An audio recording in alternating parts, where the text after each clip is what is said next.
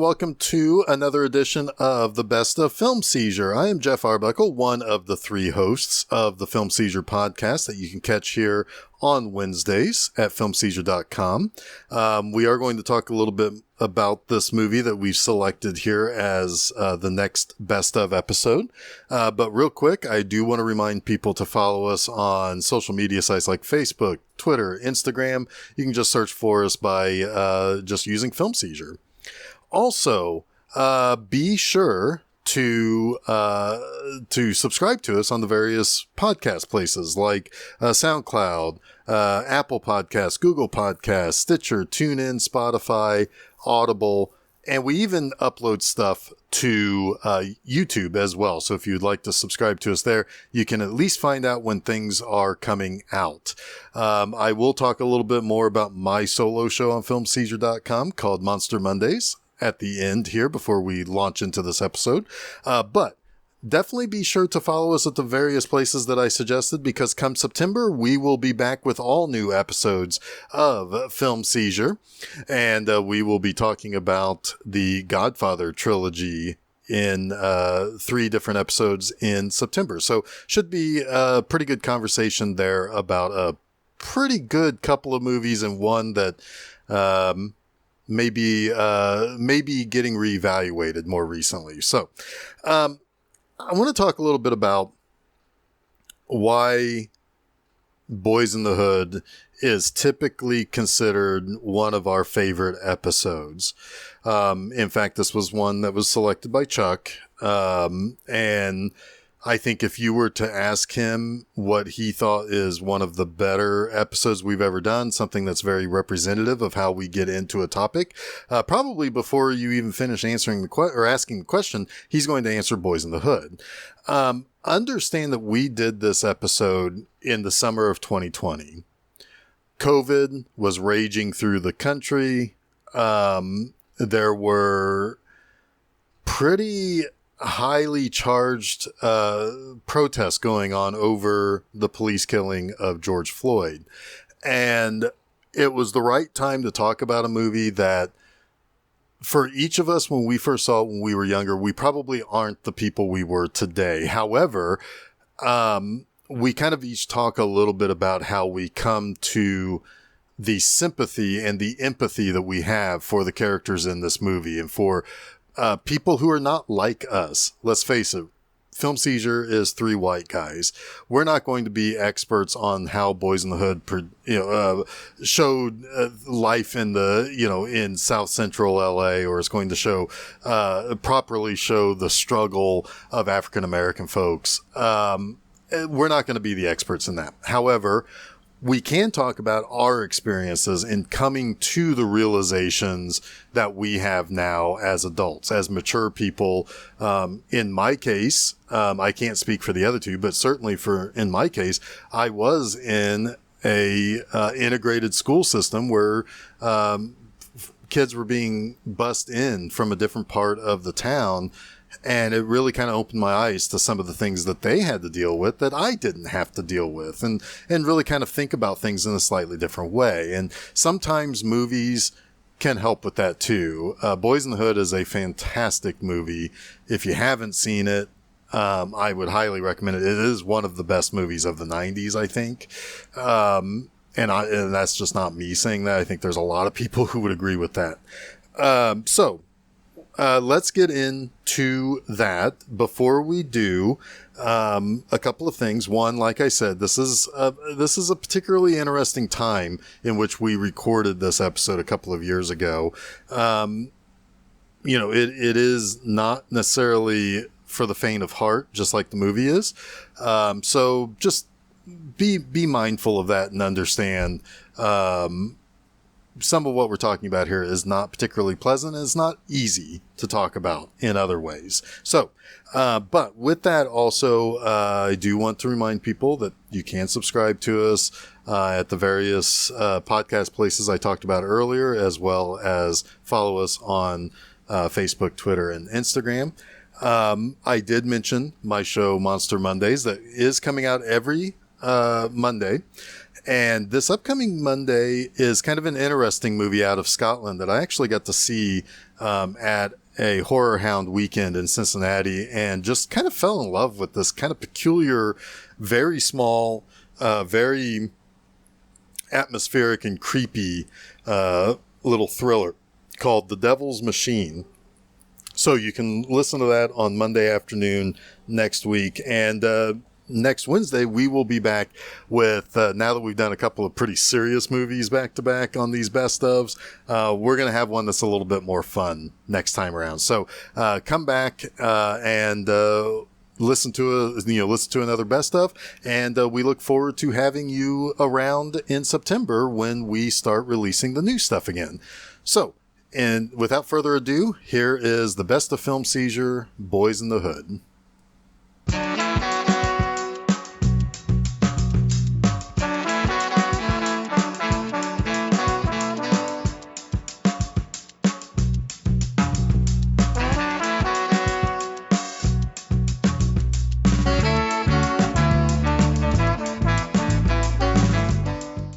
Hello, everybody. Welcome to a new episode of Film Seizure. I am Jeff Arbuckle. I'm Jason Oliver. I'm Chuck Moore.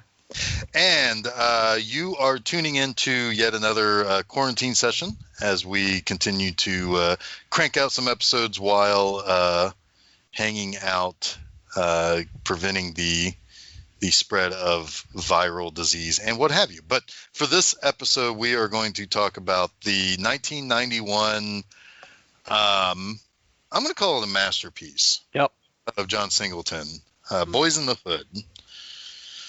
Indeed. Boyz in the Hood. We're off to a flying start. Yeah. So let's talk a little bit about why I think we chose to do this movie. We're recording. This is pretty timely. We're recording this episode only about a week removed from the largely peaceful protests that have erupted out of the most recent slaying of another black man at the hands of the police, George Floyd. And we thought we were trying to put together a slate for this month of August, correct, Jeff? Yes. And we thought this would be a good one to talk about. Given the timely nature of the Black Lives Matter movement and what we're experiencing in this country and around the world now, people protesting racial injustice. And I knew that this was a movie that Jeff likes quite a bit, and I do as well. I think this is one of the finest movies of the 90s, maybe one of the finest movies ever made, in my opinion. It would be probably in my top 50 of all-time movies probably ever made. Oh, sure, yeah, absolutely. Certainly, and I would easily say this is top 10 of the 90s. Exactly, that's exactly what I was going to say. Absolutely top 10 of the 90s for sure. And so it just seemed right. It seemed fitting. It's like if the podcast is going to do anything, in tribute of and in solidarity of what's going on with the Black Lives Matter movement, I felt like maybe this would be a good movie to discuss. Again, this is three middle-aged white men talking about the plight of the black people in America, and it's not going to have a lot of perspective that is generally new to that experience. But I think it's important for men of our age and race to discuss these issues in the hopes that other people who look like us can grow in their viewpoints. Yes, absolutely. I'm going to echo a lot of that because this is something that, and we'll dive into it. When I saw this movie, this was something that really kind of opened my eyes to a lot of things. As much as a 14-year-old or 15-year-old, depending on when I saw it, as much as that could be, as much as those eyes could be open. But, and I do want to talk a lot about that experience because obviously not a single one of us knows exactly what it would be like to be, at any point in our country's history, to be young black men, trying to make their way through a world that, let's face it, kind of largely don't really care about them. And there's a line that kind of exemplifies that later, which we can talk about when we get to it. But I can say, and we've kind of talked about this briefly in the past. I mean, we talked about 5 Easy Pieces, where you're dealing with a different time and a different group of people trying to figure out their own way through things as well. And we had talked a little bit about our, I think we have 3 different upbringings, and how that can shade some things and can kind of color in some ideas that we've had and throughout our lives and throughout, our understanding of things and our acceptance of things. Right. So I'm sure that's going to come up, and not a single one of us are going to have all the right answers. I hope that all 3 of us certainly have a lot of the right things to say and a lot of the right things to reflect upon with this. Yeah. So I think that's my kind of opening salvo, I guess. Yeah, I'd like to touch on, if I can, the very beginning of this movie, because it's been a long time since I've seen it, and I remember watching it on HBO and having similar feelings to you, Jeff. Eye-opening, but also made me very uncomfortable. Mm-hmm. Sure. Because I wasn't aware of what was going on in Compton or Crenshaw or wherever. Right. Hell, we America, barely know what's going on right down the street in downtown Indianapolis. That's true. I mean, that's true. So, but John Singleton puts his message pretty front and center to start this movie. And I don't know what the stats are these days, but it starts by saying 1 out of every 21 black men will be murdered. Yeah. Most at the hands of another black man. So you have all this, while that's being stated, you hear shooting and all this madness in the background. So a whole lot of tension is created. But the first thing you see is a stop sign right after that message. So you're saying black men are killing black men, stop, right? And then you follow these children walk by, a one-way sign. Like this only sends you one way. Yep. And then the next sign you see is a wrong way. It's really cool to me the way that this movie opens. It's like, stop killing each other. This is a one-way street, and it's the wrong way to go. Yep. And that's even before we have any character introduction or anything, which to me was like super powerful. I was I was zoned in after I saw that.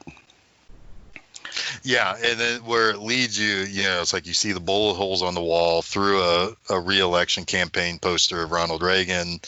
And even to me, even today, I look at that and it's like, wow, that 10-year-old really has a negative, outlook on Reagan.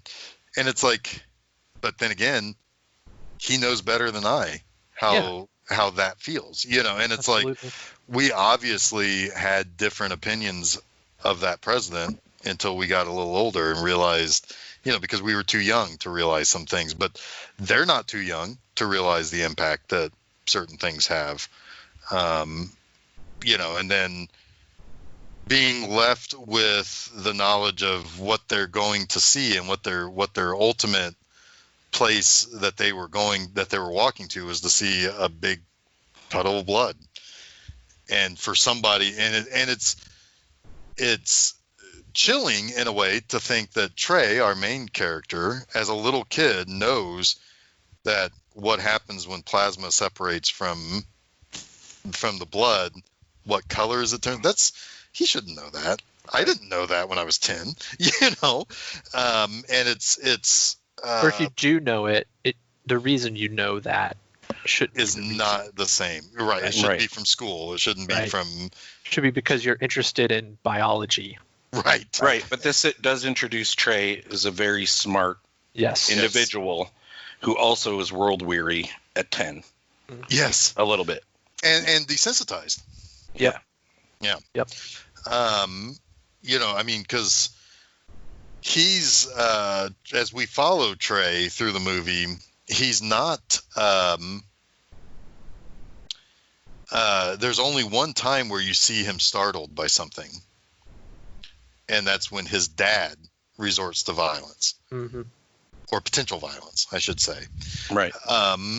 He is not he's kind of fearless, but maybe not in the right ways of being fearless, if that makes sense. Right. Yeah. I should mention that along with you, Jeff, this and Chuck, this movie was very eye-opening for me as well when I saw it. I saw this in junior high. I had just started going to public junior high from a small Catholic school as elementary. Definitely had black students, black friends in elementary school, but there weren't very many.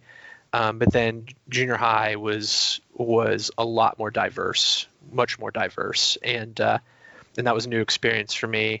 I started to really see the tensions between black students and white teachers. I didn't quite understand it all at first, but things started to kind of creep in. There's definitely a disparity, in what I kind of could see as in incomes and opportunity, and just it seemed like the black kids were always the ones that were in detention or whatever, or were starting trouble, and I didn't always quite understand why until I started really talking to them and becoming their friends. My little league team was predominantly African American. I think I was one of maybe 3 or 4 white kids on the team, and that was the first time where I got to experience the sense of being the minority, right? Yeah. I had a black coach, so that experience changed me a lot, and that gave me, a much more in-depth understanding of just, these are just kids, man. They're just like me. They're my friends, but they go through a lot. They did not have the same opportunities I had, or a lot of them didn't have dads. Yep. It was just like, it was a very, very eye-opening experience. And then seeing this movie and getting a better perspective. And this movie came out not long before the LA riots. Yep. With Rodney King. So all of this stuff was hitting me at the exact same time. Like all this stuff culturally, I had this huge inflood of awareness around what was going on. I think I was, post. I didn't know that there was a thing, like racism was a thing, until this moment in time. And it's really what set me on a journey of kind of understanding the person I wanted to be, and the way I wanted to treat people, right? And what it meant, what prejudice meant, what racism meant. Those were not things that I wanted in my vocabulary, and that I still struggle with. I think every white person struggles with moments of prejudice in some way, shape, or form. Right. I mean, the prejudice. But recognizing that in myself and knowing that it's not who I want to be. Yes. And being able to reflect on the way you react to things is so important. And this movie, along with a lot of things in my life around that time, set me on that path. I have a similar story from the other side. I played football in '91. I was one of the better players on our team, and our coaches were people that played in the early '80s. And there was this team from Kenmore, Amherst, Tonawanda, a predominantly black team that beat our team every year, beat our coach's team like 4 years in a row while they were on the team. And they were very interested in beating them, and they kind of riled us up into a us versus them kind of mentality. But then one of my coaches started saying some stuff that was just like, I can't agree. I don't agree with this. He's like, hit them hard and they'll never want to hit you. Like stuff he was directing directly at black kids. Like, And I was very uncomfortable. And this was around the same time I would have seen this, around the same time as the riots, like you said. So I was like, man, my coach is a racist. We ended up beating the team, which is not unimportant in this story, but their reactions were just like, it was ridiculous. I felt really, is it skeevy? I don't even know the word. I just didn't like it. It became an ugly sort of, we reasserted our dominance. Yes, The white supremacy. Yeah. I was happy that we won because that team was really good. Yeah, it was an accomplishment, but it was also really just. It was a tarnished accomplishment. And sportsmanship shouldn't end at that. Because you accomplish your goal, sportsmanship should extend beyond the victory. Yeah. It sounds like there wasn't much from your coaches in the way of sportsmanship there. Yep, and I had liked them before, and I had a different kind of relationship with them going forward. Yeah, well, it's a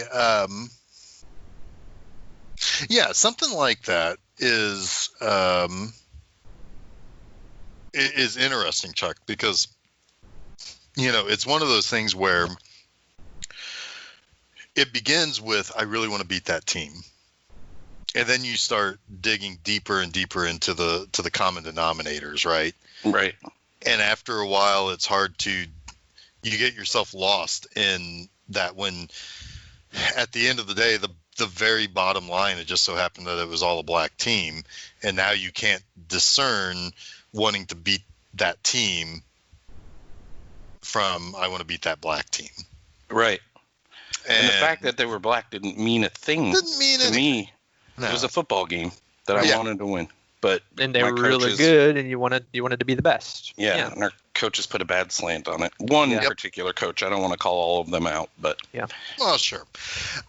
So a little bit of my background, it's like my first schools were in Greenwood, Indiana, and there was no black kids in Greenwood at that time.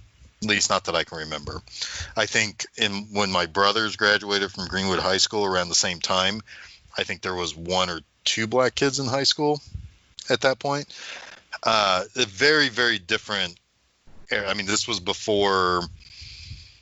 I mean, hell, I went all the way through more than half of the 90s before you started really realizing that the suburbs around Indianapolis could potentially have black families in it.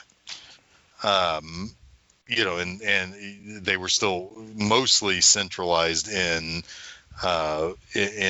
further north than, say, Thompson Road or so. But certainly more Troy, maybe, if we were looking at the south side. When I moved to the south side of Indianapolis, and then being in public school, then I did get to see, I'd say probably about 25% of the student body was black because they were bussed in. And in elementary school, they were just the other kid. It's just another kid. A lot of us had the same things that we were into. It's like we like comic books and Nintendo and Star Trek: The Next Generation, and that's what we did at recess. It was just right. It was just the other kid. Middle school was the same, where mostly the same people going to the same schools. High school was when I really started to realize that something was different, and this came out in the summer in between my 8th and 9th grade. I don't think I saw this movie until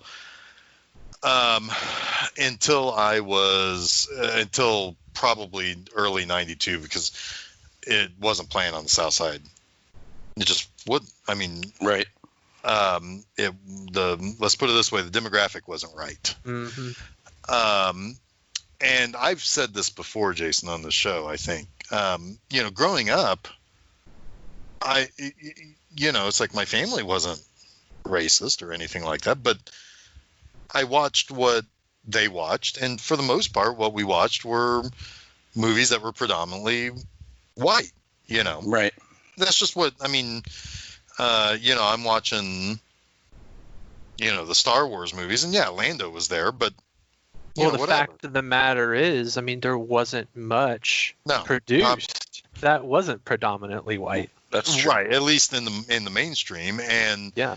And it's like, it's kind of funny because it's like getting a little older. It's like I think I finally realized it's like I think I rented Shaft one time when I was a teenager or something. It's like, hey mom, have you ever seen this? She's like, yeah, I like that movie. It's like I didn't know she ever saw that movie, but there was no reason for me to know that before, But anyway, so Can it's I not know? like.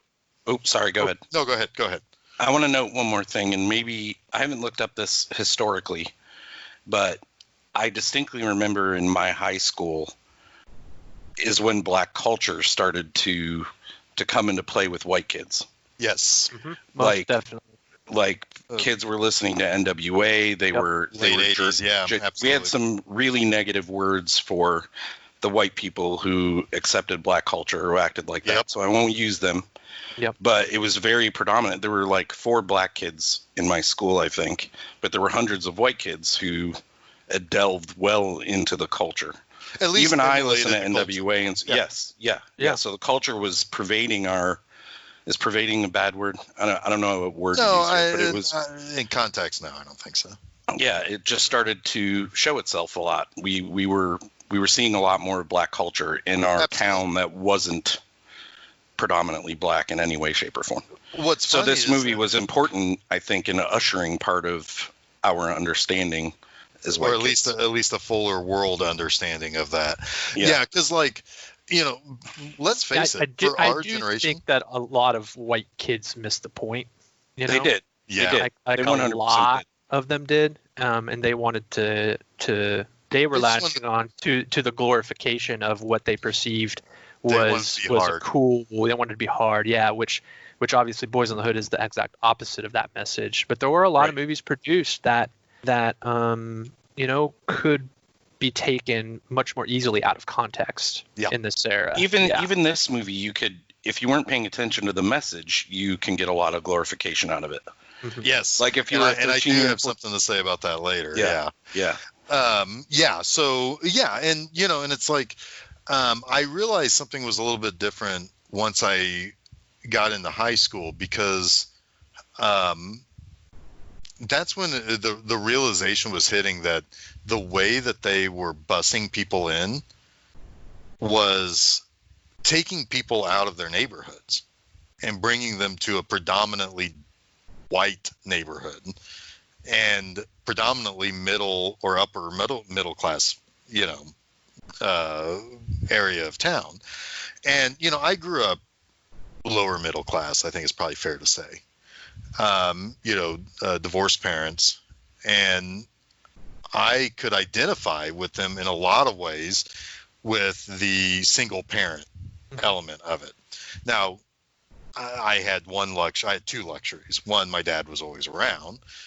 My other luxury is I always had the ability to rise out of that easier by accident of my race. Right. But at the same time, it's like, I also understand their class struggle very much, because when you don't have a great deal of money, you don't always think long term as well.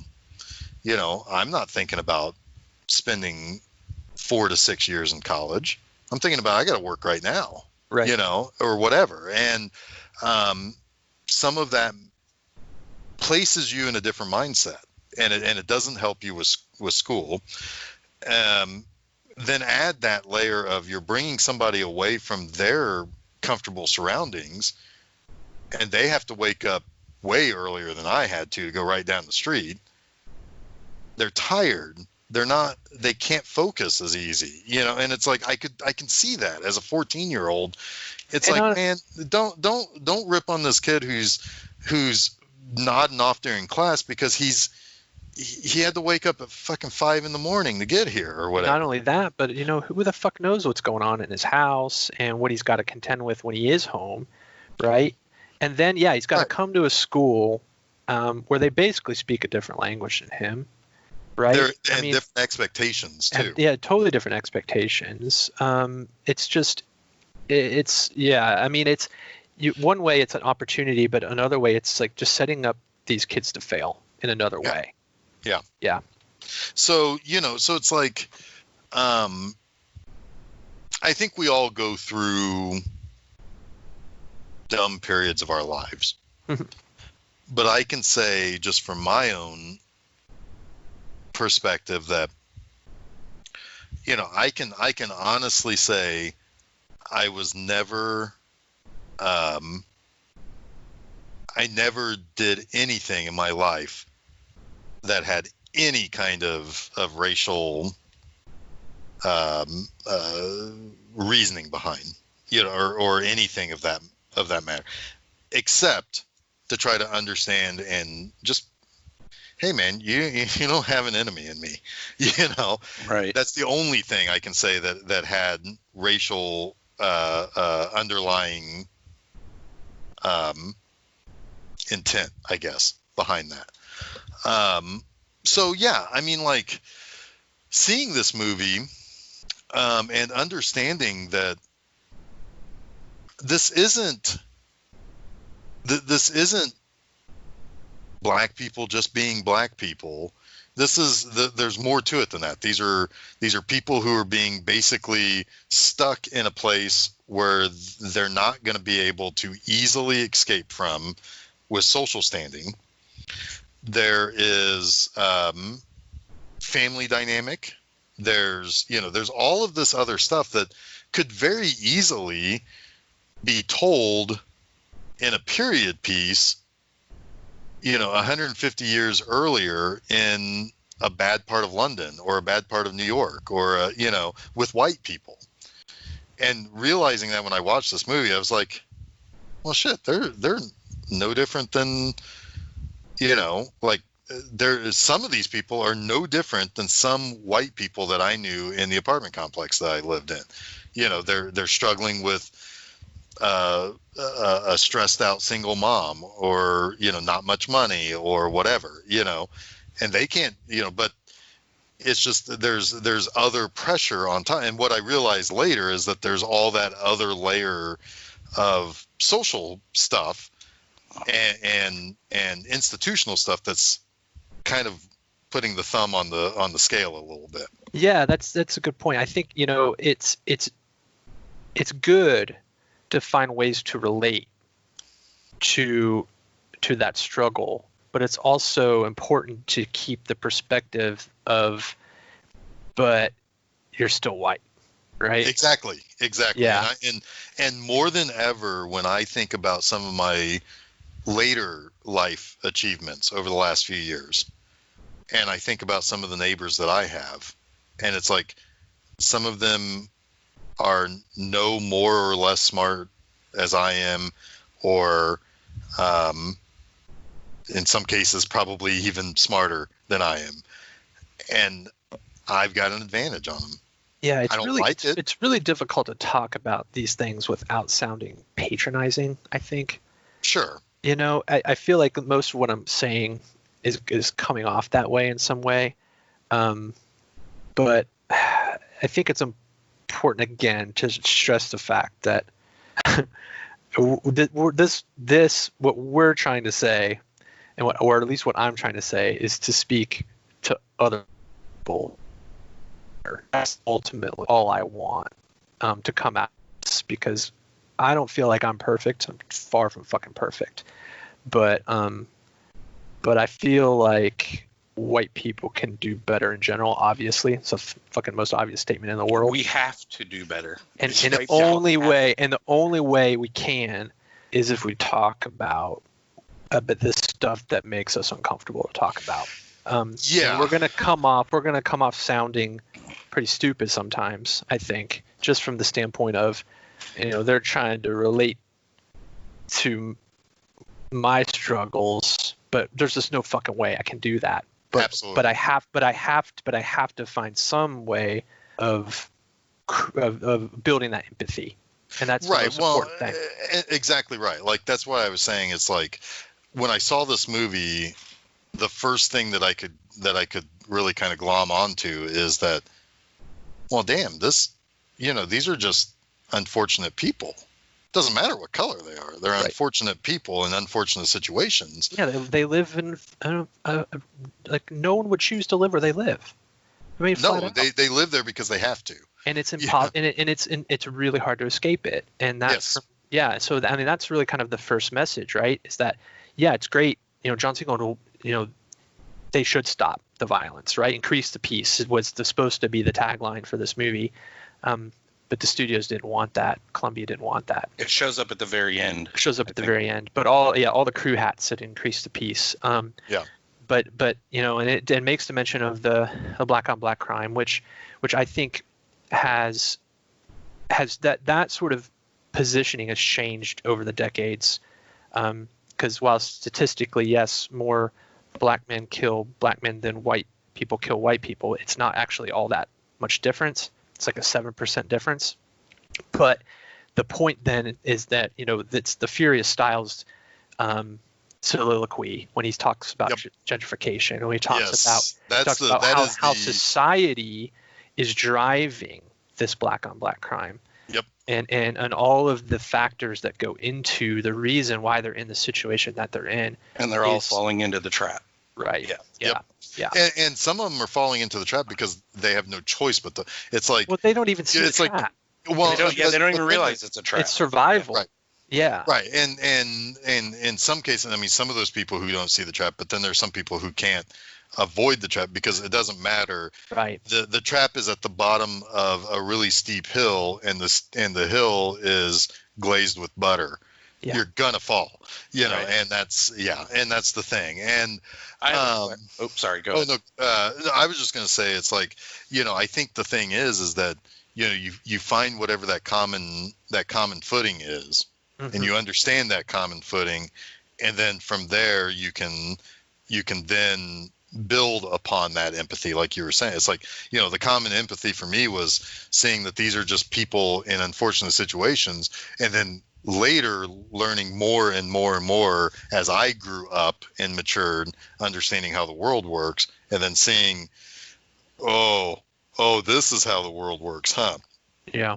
Speaking of understanding how the world works, Jason, you had mentioned outside of this chat that John Singleton was 22 years old. Yeah. And I'm sure this is something you wanted to bring up on your own, but I'm curious, I think he's from south of Los Angeles. Was he a product of the projects? This is his story. Okay. This is his story. It's very autobiographical. He grew up in South Central. He had a very strong father figure in his life. I mean, Furious Styles is based on his father. He had to go live with his father after he got into some trouble at school because his mom didn't want to deal with it anymore.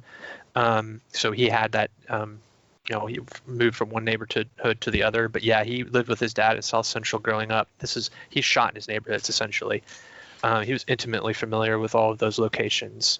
But he, he was by and large pretty lucky. He had a strong father figure who taught him, and was really, disciplined about, who he hung out with, what he did, and ingrained a lot of the same things that Furious Styles ingrained in Trey, right, in the movie. The 3 tenets of being a leader, all that kind of stuff is directly from his father.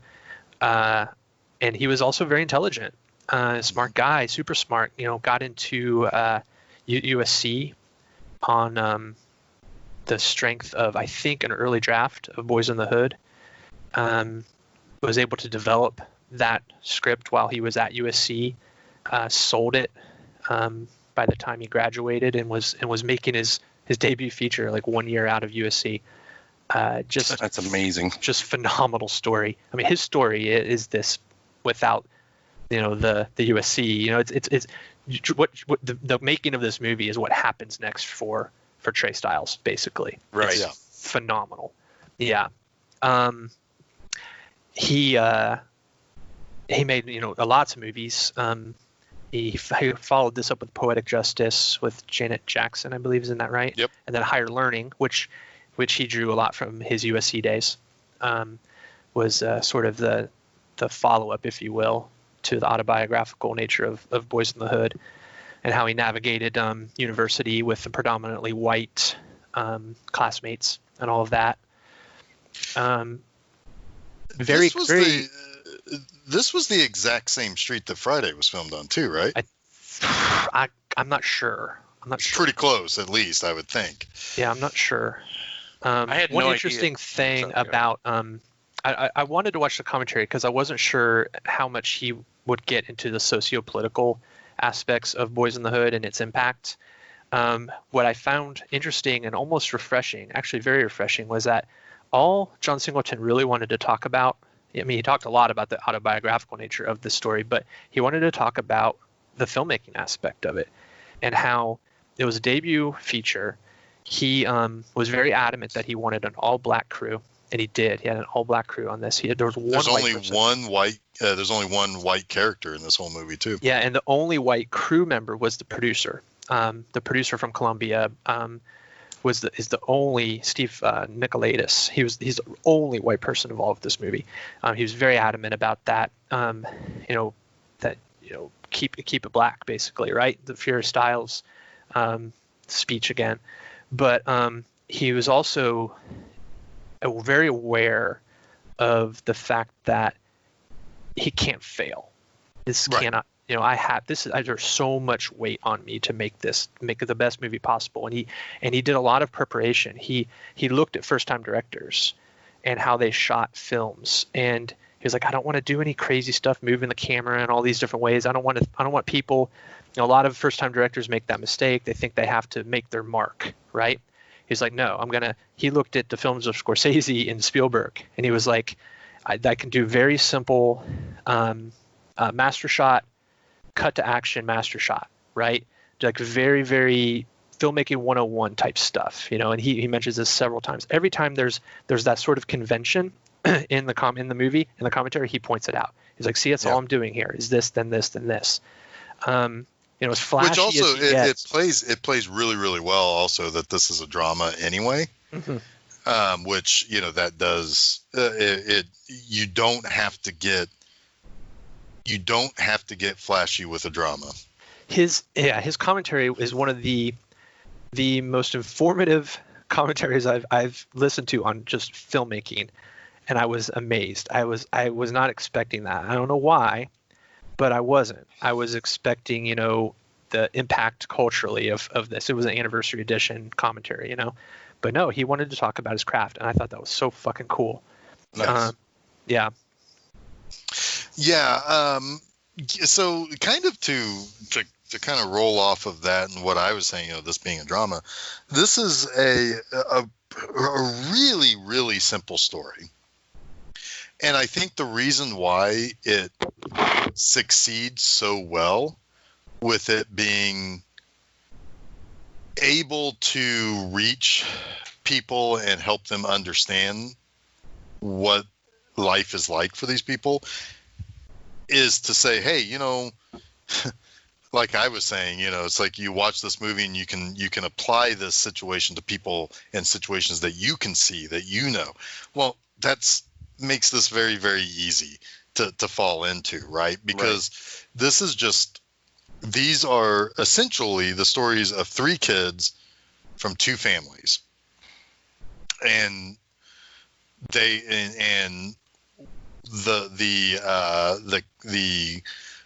juxtaposition of having a dominating parent figure versus not, and how that can affect you, and how it can lead you down some wrong paths without actually purposely leading you down the wrong path, or leading you down the right path purposely.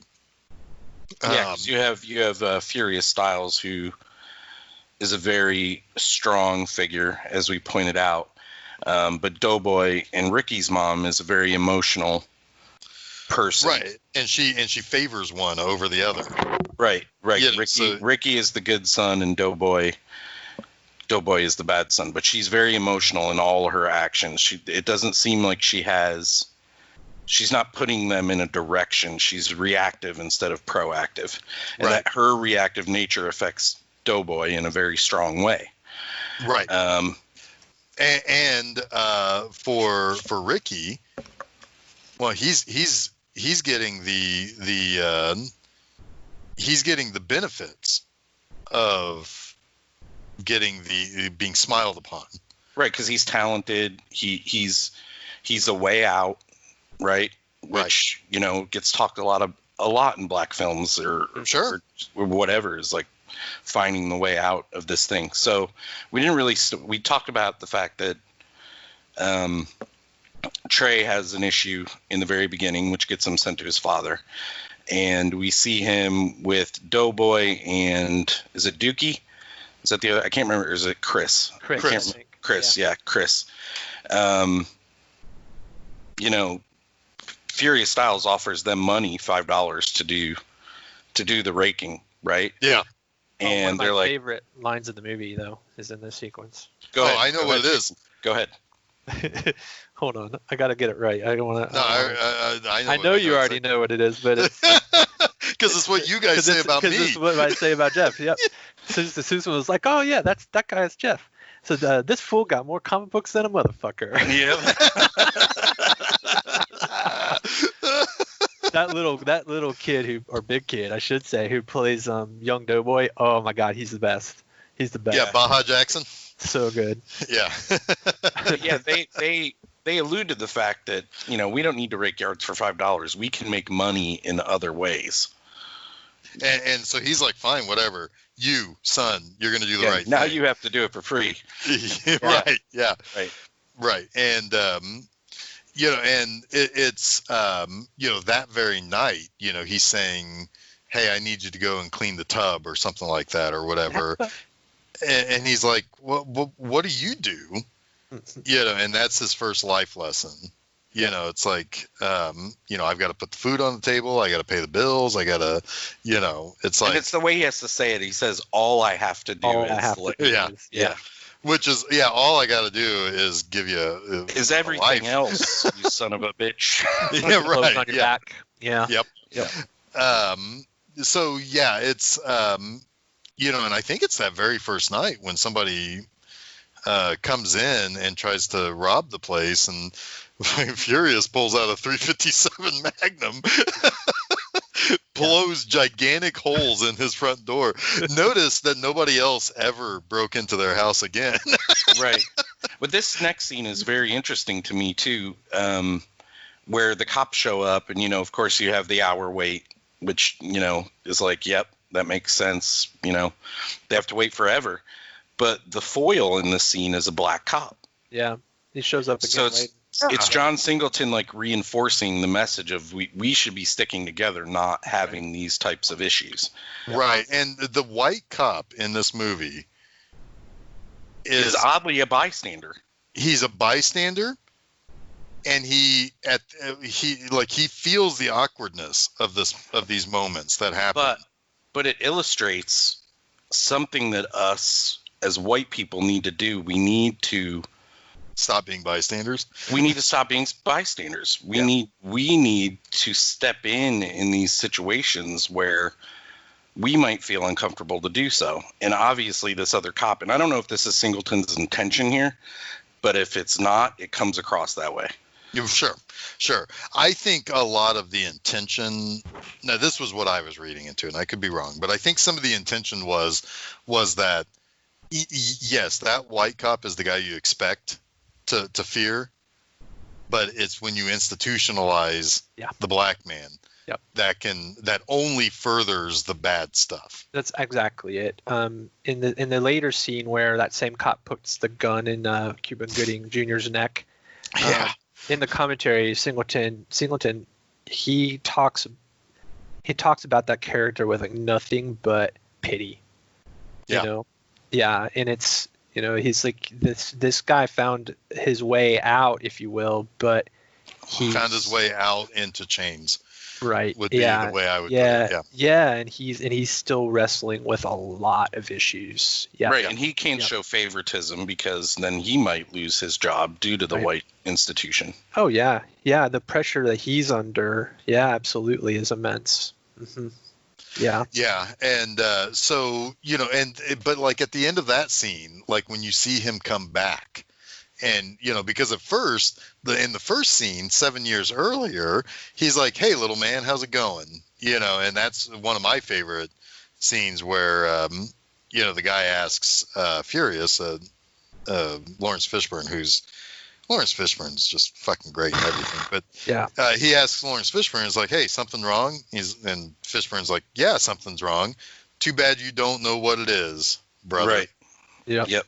And then later he doesn't know that Cuba, because I would not be terribly surprised if the subtext there is that even the black cop thinks everybody looks the same in this neighborhood. So he doesn't know that that's the little kid that he was friendly to 7 years previous, sort of friendly to 7 years previous. But at the end of that scene, after he basically threatens to blow Cuba Gooding Jr.'s head off for I don't know what. I mean, like not answering his questions satisfactorily, not loud enough, not had whatever. An attitude. He had an attitude. Even though he really didn't. No, he really didn't. But the white cop is just kind of like, he just says to Ricky, it's like, "Hey man, just go home, stay out of trouble. Try not to get in any trouble."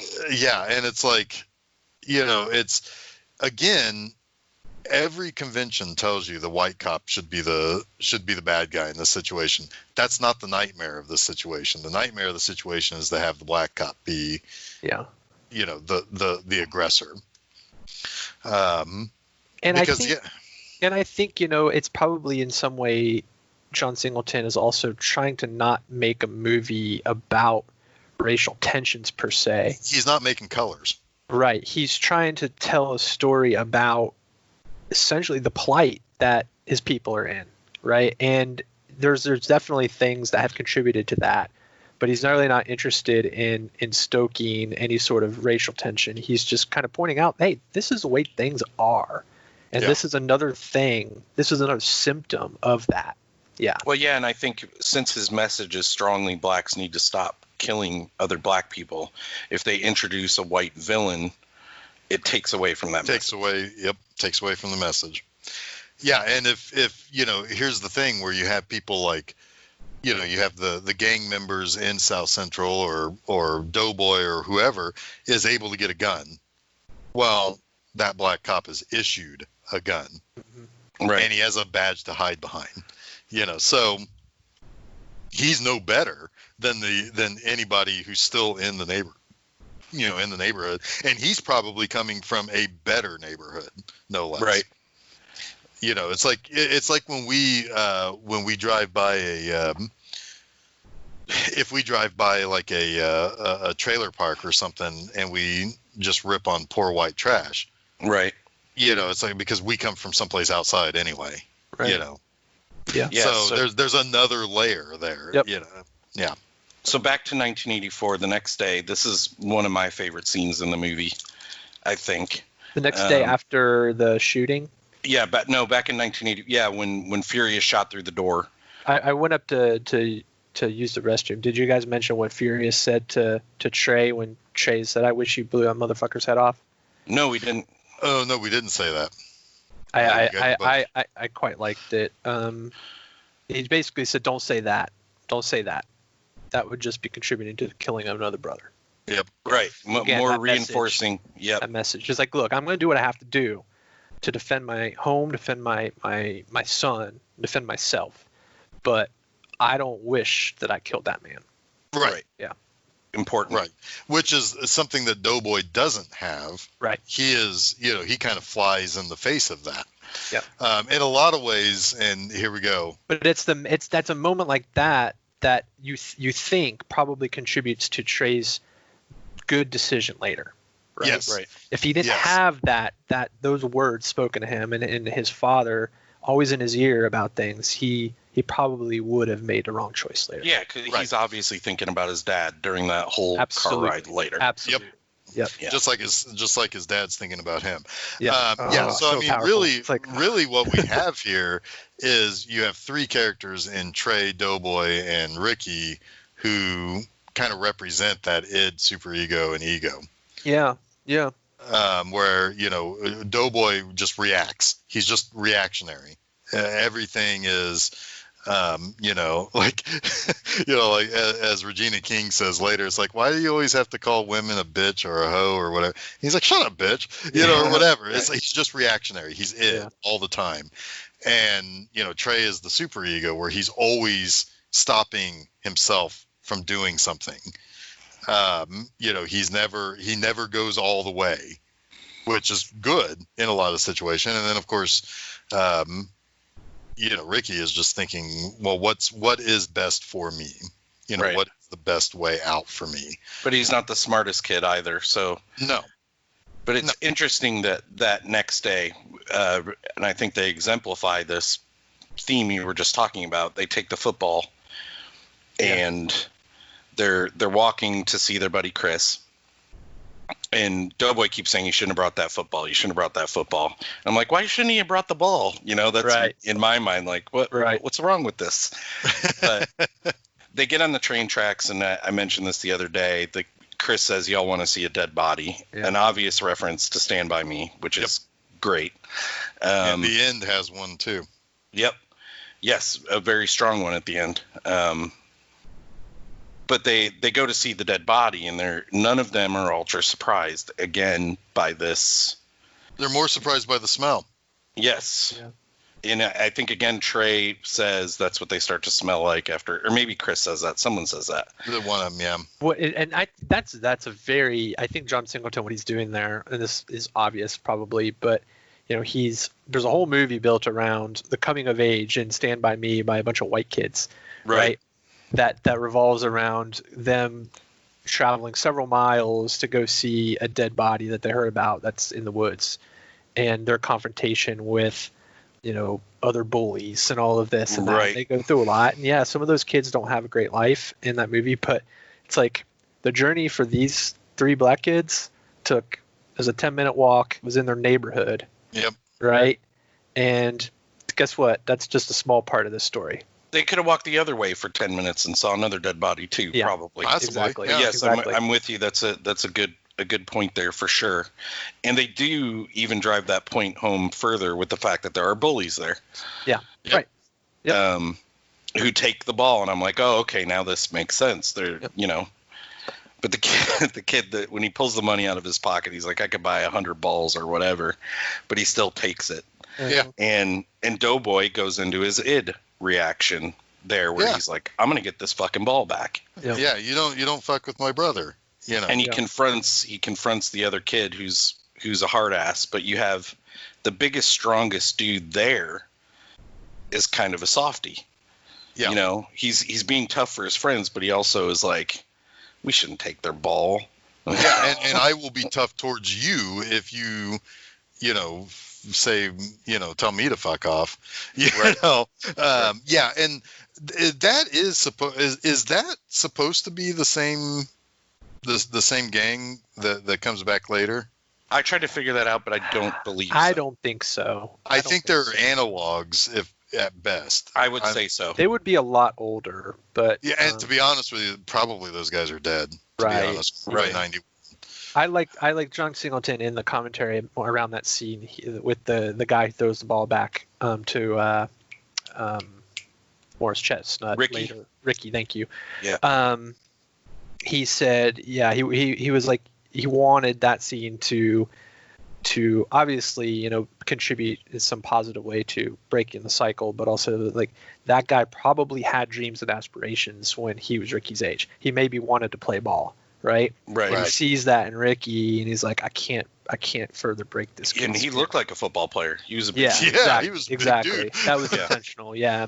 Well, and oh god, it kills me. He throws the ball back, and Ricky doesn't catch it. Every time it kills me. Yeah, and Doughboy's like, man, you're weak. You're sorry. He calls him you're sorry. That's what he's saying. Yep. That's so funny. But then we find, do we go directly to 90? Well, no, they go home because Trey has to go fishing with his father. Trey's got to go fishing, and they go fishing, and Doughboy and Chris are going to go to the store. To which Ricky's like, man, Mom didn't give us any money. He's like, I'm going to the store anyway. I probably Right. shouldn't have. Yeah, so Trey goes on the fishing trip with his father where he learns, or he repeats the 3 leadership tenets back to his father. Yep. They have the awkward talk about sex. Yeah. Which is so It's great. kind of funny. Yeah. It's so Yeah. great. What I find kind of interesting about that is that, now granted, having like at the time that I would have been 10, like Trey and the other characters in 1984, at the time that I was 10, my brothers were in their early to mid 20s. So my education of it comes differently. And my education of sex is also something that was taught in school, and so there was a lot of stuff that was different. But like the fact that I don't think that conversation always happens when somebody's 10, but maybe it has to. Yeah. Well, I think that's a clear like point being made there. Like at 10 years old, there's no way my dad would have talked to me about that. Zero. Right. But kids, in that community would probably be having kids at 12 and 13.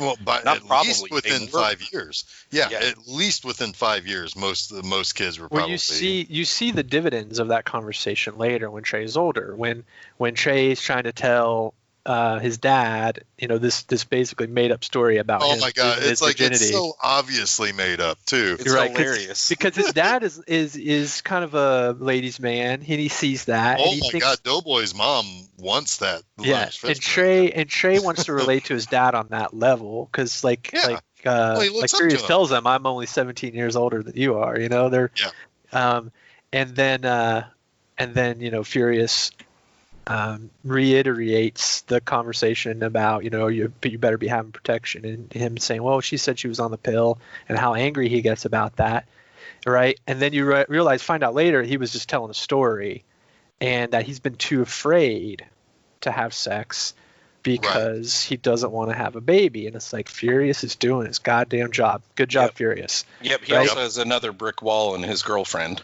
Yeah. But yeah, we have at the end of that scene after fishing, he goes home, and Doughboy and Chris are getting arrested. Yeah.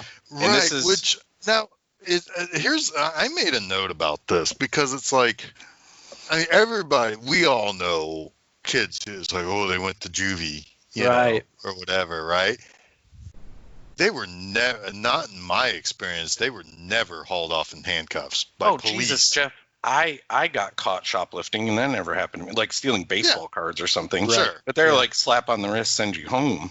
Yeah. Or half the time the worst thing is to call your, the worst possible thing for us would have been, you want us to call your mom? Fuck no, I don't. Right. Right. It's like here's the 50 cents for those baseball cards or whatever. That's how that would have ended for me. But I would have, but in this neighborhood, they're being made an example of. Uh-huh. That does not help the psyche of of this area. No, and this takes the story kind of takes an interesting twist here. For me not remembering it, I figured Trey and Doughboy would be best friends the whole movie. But what really happens is Ricky and Trey become best friends. And we basically shoot 7 years ahead to 1991. One real quick thing before we leave 1984. I cannot listen to the song Ooh Child and not think of that scene where Lawrence Fishburne's talking about it in the car. Yeah. I love that he's humming it. I wonder, I was like, does he not know the words? Does he just like the melody? But I love that song, and it's great in that scene too. It's perfect. Yep. There's one interesting thing. I don't want to lose sight of Singleton's craft and how much he discusses it. There's a lot of interesting things he does with sound in this movie, and he mentions it a lot. Like Singleton is very proud of the sound design of this movie, because as he says, he had to take sound twice. It was the first time he took it at USC. he got a D because it was taught by the creator of THX, and it was very physics based, right? Oh my God. And it was just not like practical, and he wasn't getting it. He wasn't grasping it. It was like, so he ended up getting a D and had to take it again. But then by taking it again, he was able to absorb a lot more about how to use sound in film. So there's a lot of moments in the movie where a character will just do something or react to something that isn't intentional that then he placed sound under. Right. Oh, So like there's a lot of scenes where Ricky and Trey are driving, in the bug, and Ricky's talking, and he might turn to the right, look out the window or something. He'll put like a car alarm there. Right. Oh yeah. That's so cool. stuff that he's like, sort of retroactively reacting to. So I just thought that was really cool. And he also mentioned the fact that, the helicopters and the police sirens and all of that, the spotlights, like it's everywhere in that movie. It gets to the point where it's so ubiquitous that even you as the audience member kind of starts to forget it's there. And he said that was very, very intentional. Yeah. The only time that I ever noticed the helicopters and the once the movie was like kind of rolling along was during the sex scene with Neil Long. 100%. Because it's like that was where it's like, the fuck do they want to shine a light on this for? It's almost ruins that moment. I think that's absolutely intentional too. It absolutely was. In fact, Singleton mentions that that's maybe the only moment where that helicopter spotlight might have made the moment more romantic. How interesting is that? Yeah, maybe. It's something that shows up where it's like I have like this conflicting opinion of, where it's like, hey, even with all of this shit, this happens. And then also but it's I feel everywhere like, in the movie. It's all throughout the movie. It's amazing. Like, the scene where Ricky's talking to the college recruiter. It's all throughout that scene. Yep. He puts on the tape almost to drown it out. Right. Oh, even the recruiter, who's a black guy, seems mystified by it. Yep. Yeah. Yep. He is. Yeah. And, it's like the black recruiter handles Ice Cube and his buddies on the porch better than he handles the police presence, the helicopters and stuff. Yeah. Right. Yeah. Oh, the only thing that really truly shakes him is the baby. Yep. Is that your little brother? No, actually, it's my son. And he's like, okay, we'll talk to you later. Yeah. I wonder about that too. Like, I don't want to get too far ahead in the story, but if Ricky achieves his goals, if USC would have actually accepted him, if that recruiter would have made the recommendation to accept him, ultimately it doesn't matter. There is a affirming and heartbreaking moment in that, even beyond just the baby. It's when Ricky asks if he really thinks he could get in to college, and the recruiter says, young brother, I think you can do anything you put your mind to, right? And it's such a cliche thing to say. But it's exactly what somebody like him needs to hear. And if you look at his reaction, you can tell it's the first time anybody's ever told him that. It's the first time he's ever heard those words. And he takes to it and he accepts it. And he thinks, you're fucking right. I can.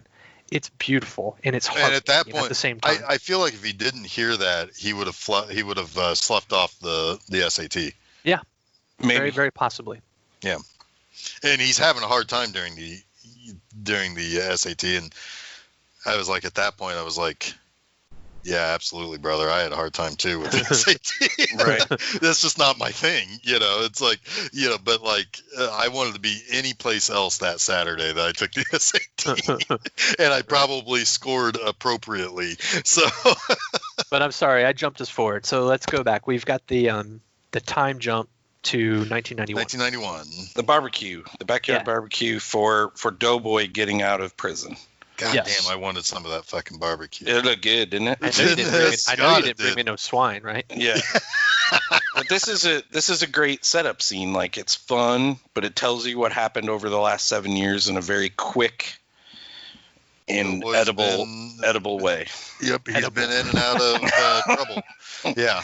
Yeah, Doughboy's been in and out of trouble. Chris has gotten shot at some point. Mm-hmm. You have to assume, so he's in a wheelchair. He's in a wheelchair.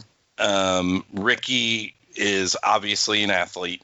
He's wearing and a father. Trey comes in. Cuba Gooding Jr. is he's so Cuba in this scene. He's so weirdly awkward but believable. Right, it's perfect because he does kind of, like, maybe not outwardly, but he does kind of think he's better than them. I don't think he thinks that. I think he feels like he doesn't fit in. Well, you might be right. He certainly has a slightly different and a much better guiding hand than most of these characters. He is trying to better himself. He has a job. He isn't involved in, whatever the gangbanging or whatever word you want to use there for that. Yep.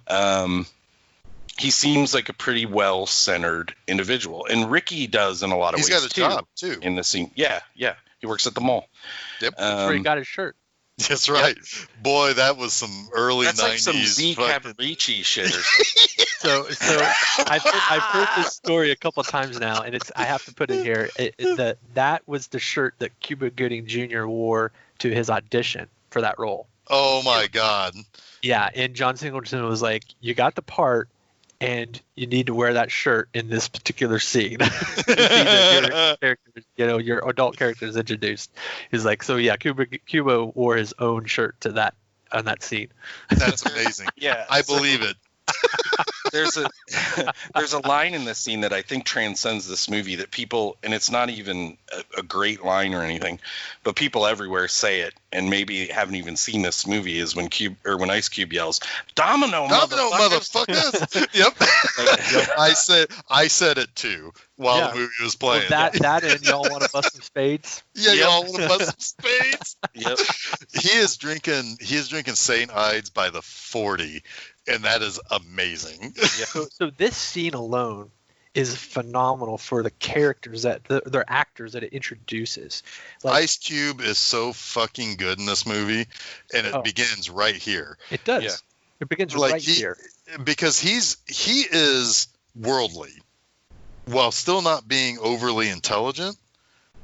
He is worldly. Like he is talking about. It's like, of course I read books. I don't want to be an idiot.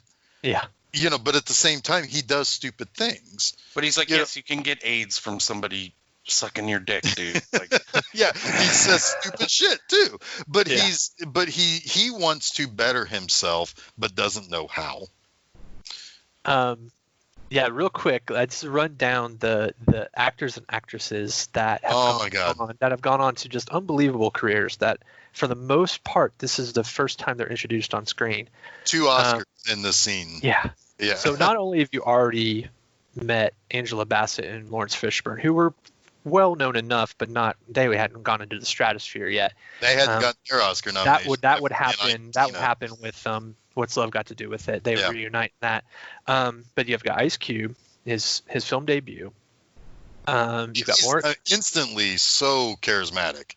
Yeah, and there's a lot of interesting stories around that and Singleton. Like Singleton hit backstage at the Arsenio Hall show, because Singleton, he worked like as a PA and security for the Arsenio Hall show. And there was some kerfuffle with Ice Cube supposed to be in backstage, and Singleton got him backstage, and they exchanged some words. They exchanged some phone numbers, right? And they just kind of kept in touch. And eventually Singleton wrote this part for him. You've got Morris Chestnut, right? Yeah. You've got Nia Long. Yeah. And then you've got Regina King. I mean, it's phenomenal. It's phenomenal that the star power in this scene alone, and many of these actors and actors had never been seen on screen before. It's pretty phenomenal. I mean, like, shit, Morris Chestnut goes on to be kind of a sex symbol. Mm-hmm. I mean, at least through the mid 90s. So I mean, Regina King pretty much, like, she created the damn look with this in this scene, right? When her and Nia Long are interacting, it's like she doesn't say damn, but she's like thinking it. She's like, no, it's her character is so funny. I love her. Because she is the perfect opposite to Ice Cube. She is everything Ice Cube is in girl form, and they butt heads constantly. It's amazing. It's so great. And she earns her place to go hang out, in Crenshaw with him later. She's also the voice of the teenage black woman. Yeah. I mean, she really is. She's like, she questions a lot of like, why are you always trying to, call people, women bitches and hoes, and she calls Ice Cube out on his bullshit, right? She calls out the black male machismo. Hoes gotta eat too. Yeah. Hoes gotta eat too. Yeah, and and she also leads into one of the better lines that Ice Cube has too, where she's like, "Well, how do you know God isn't a sister?" And like he just lays it down. It's like, well, look at all the bullshit that it's like no woman would allow that. Yeah. We wouldn't have nuclear bombs if God was a woman. No bitch would allow that. I mean, it's just it feels so real. Yes. Like, watching this movie, it's like you feel like you're at the party. That you're just on this side of the like the it's almost like you're Trey Styles a little bit. A little bit, yeah. A little bit. Like you're there too. And then of course Nia Long, which is Trey's girlfriend, he's trying to play game and she's not having any of that bullshit. No. Like she just left the party. She just left the party. Yeah. Yeah, you're doing great. Much. You're doing great. Love it. So then he has to go and kind of like, kiss up to her, which like just completely and totally destroys his game. And then like, of course they fight, but that's not, I mean, it's like she's calling him out on that, so it's like there's the perfect foil for each of our characters too, that also fit into their personality types that they're foiling. And it grounds a lot of these characters. Right. Yes. Yep. But so basically Doughboys come home. It's he was probably in jail is the assumption. And I think he definitely was. I think they say it. Yeah. And so basically he's just, he's come home, and this is the only time that his mom really kind of shows him, proper love. Really, it's like she throws this party. Yeah. And and it's like, and this is where you basically get to know the rest of your characters for the rest of the movie. And because it's these characters that basically, it's like Doughboy has his kind of crew. Not all of them are, troublemakers or anything like that, but they're certainly they all fit together in some way. Right. They're not necessarily motivated, or they are living the life that they have been pressed into day by day, instead of with any kind of future aspirations really involved for them. No desire to leave, desire to make it theirs. Right. Yeah. And and it's kind of funny because they're really not bad people. They just have bad ideas, or at least they're not nearly as bad as the people in the red car that's driving around with a fucking double barrel shotgun ready to blast anybody who talks shit to them. They're not those guys, but they're not great because they don't seem to care that they're in this situation. No, the way that they feel like they need to survive leads them down bad paths. Exactly. They're not outwardly looking for trouble, but trouble finds them because of the way they need to live their lives. Well, yeah, they're Ice Cube, Doughboy's always fronting. He's always, showing he's got to show how hard he is, and then he criticizes those people who do the same thing, right? Right. And then he gets called out on that, and he laughs, and it's like it's a cycle. It's like, eventually that shit is going to come to a head, and it's going to be violence. In the scene at Crenshaw on the strip, right? That the whole confrontation scene. Singleton was saying is like, you could be having fun 1 minute, and next minute someone's getting shot. It's like it could happen at any time, at any moment. In those situations, you just never know. And even to the plead of, can we just have one night where somebody doesn't get shot? That only gives them about a 2-minute respite. Yeah. Yeah. And And it almost escalated things. Yeah. For saying Yes. that. Yeah, because Right. who's this female to say this? I gotta react to that. You Right. know? Yeah. Yep. So Yep. yeah, I mean, really, I mean, the thing is that this is a character driven movie. There's not much of a plot. It's just the plot is survive at the end. Almost sounds like a horror movie, right? It's like the idea is that you have to live the movie. You have to survive it. And these characters at any moment could make the wrong decision and not survive the movie. And that's definitely what ends up happening. Yeah. Almost by accident and almost for doing the right thing. It's like the guy, one of the guys at the strip bumps into Ricky, and Ricky's like, "Hey man, what's going on?" Kind of living one of the tenets that Trey has. Yeah. With his dad. Don't respect anybody who doesn't respect you. Right. And by living that tenet, now he's got somebody who days later still wants to fucking murder him. Yeah. And sure enough, it's like you see the red car driving around the neighborhood, checking things out, scoping stuff out. Ice Cube knows something's not right, but he doesn't put two and two together. Yeah. Until it's too late. Yeah, there's some interesting stuff that happens as Ricky and Trey are walking to get the breading or whatever for the fish. I forget what. Cornmeal. Cornmeal, thank you. But Ricky is resigned to the fact that he's not going to make it to U.S. Right, he doesn't think he gets the 700 needed on the SAT. And he says he's going to go to the Army. And again, we have another reoccurrence of Trey bringing back up something his father taught him. Yeah, the Army doesn't have any place for for white people. Yeah, he sees the Army propaganda recruitment video during the football game. What else does he do? He buys lottery tickets as a Hail Mary to try to get out. Yep. And he said, one of these days I'm going to win it. Did we skip past, or do we need to talk about the gentrification scene? Or have we talked about enough of that? Yeah, we're going to come. Let's.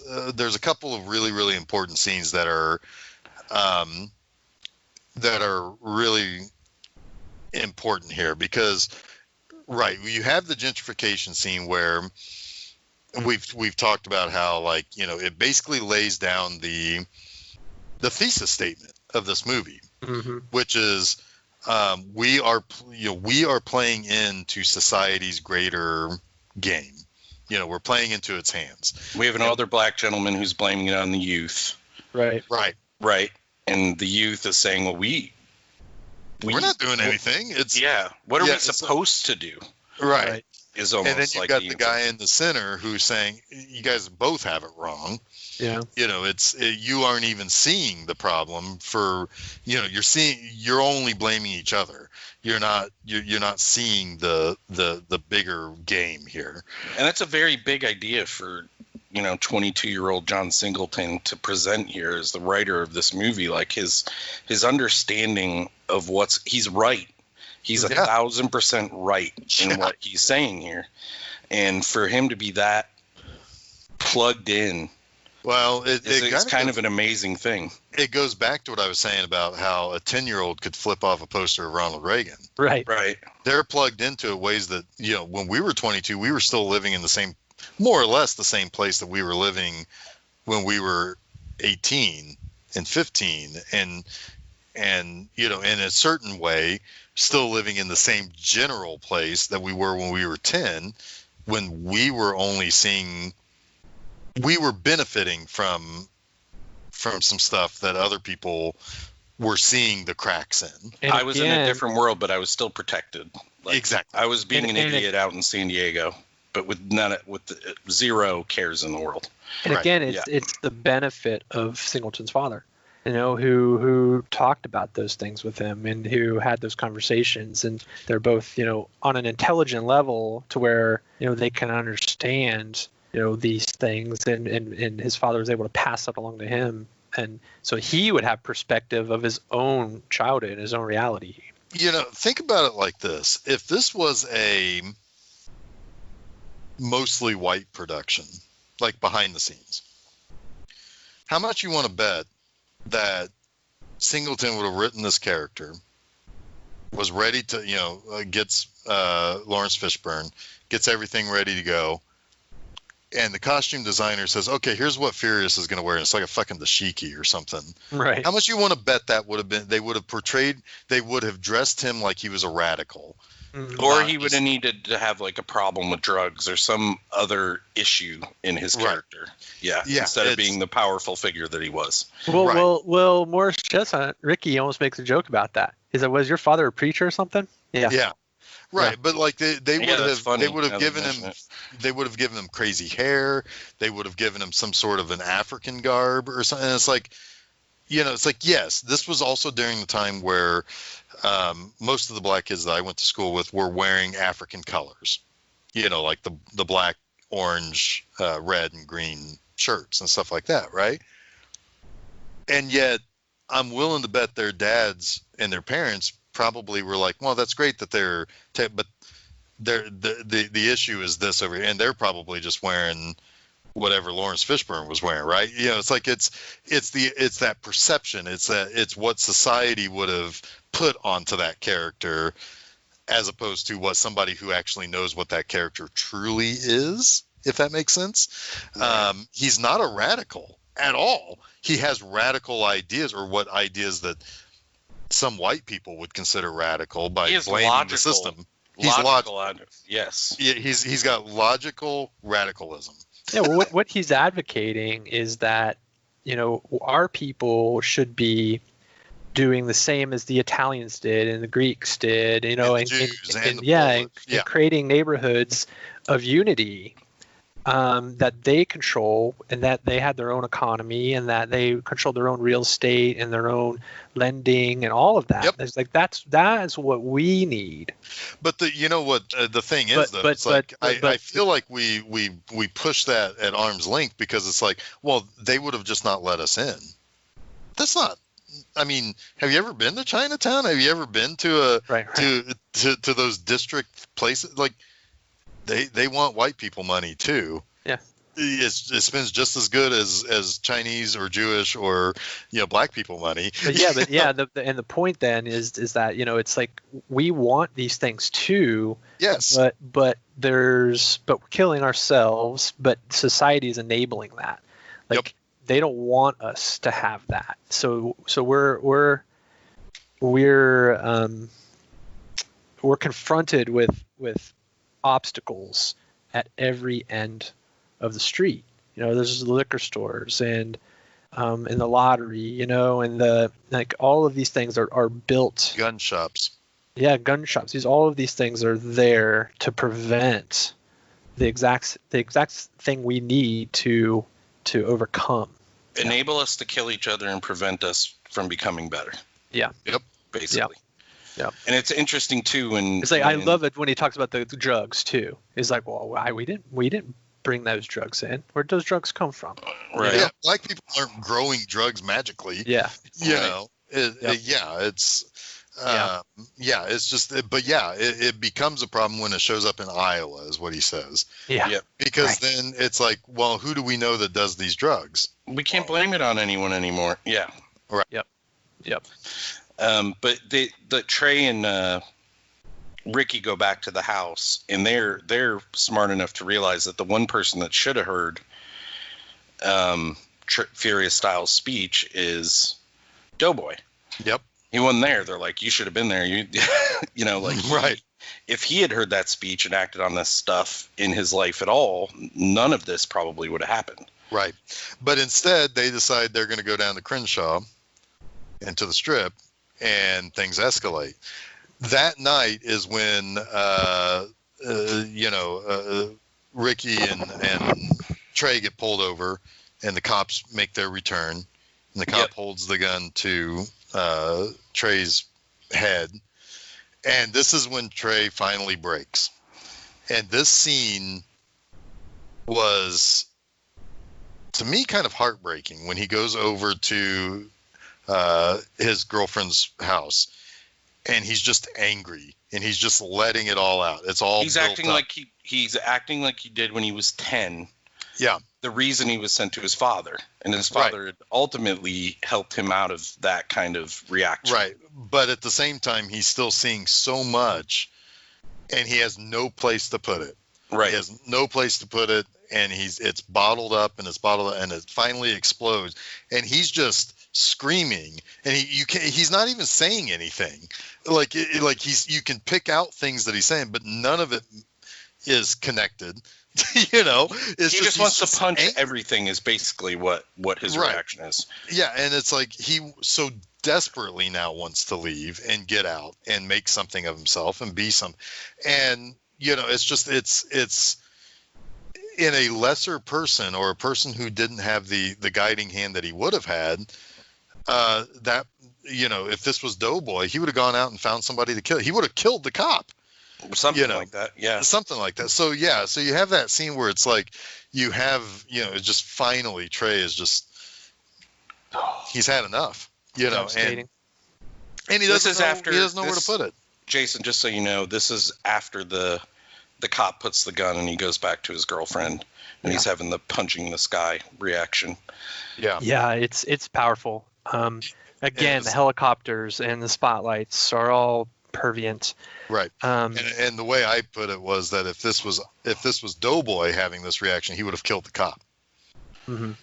You know, this is from the commentary on this scene from Singleton. They're frustrated. Their environment is encroaching on them. It's oppressive. You just want to strike out. Yeah. How more fitting for our times is that? Yeah. I mean, that's an exact perfect example of what's happening. You just want to strike out, but you know that the easiest way to strike out just makes things worse. Mm-hmm. You know, so how do you deal with that? You know, what do you do to make it work? And yeah, so I mean, and then that's it's shortly thereafter when things really come to a head. The red car is scoping place out, wanting to find Ricky, and finally finds Ricky on the streets. And they're there to basically get back at Ricky for basically standing up to them and making a fool of them, even though it was Ice Cube that was like, hey, you know, we can really escalate this if you want, but probably being more scared to strike against Ice Cube, not knowing if his buddies would come after them. That's my take, at least. But so they decide to split up because they think, well, you know, it's easier to split up or whatever, since people in different directions or whatever. But Ricky is paying a little bit too much attention to his lottery cards. It's interesting to me how naive Ricky is. Ricky is totally naive. He doesn't even handle being a father the way you would think he would. And not that he's a bad father. You just think that he would see that as a warning to him. Yeah. He's a little aloof. Yeah. Well, he just thinks that his talent will win over above everything else. Well, talent does win over above anything else in the white world. Yeah, you can't outrun a gun. Right. It's basically like painted pretty clearly in this scene. Right.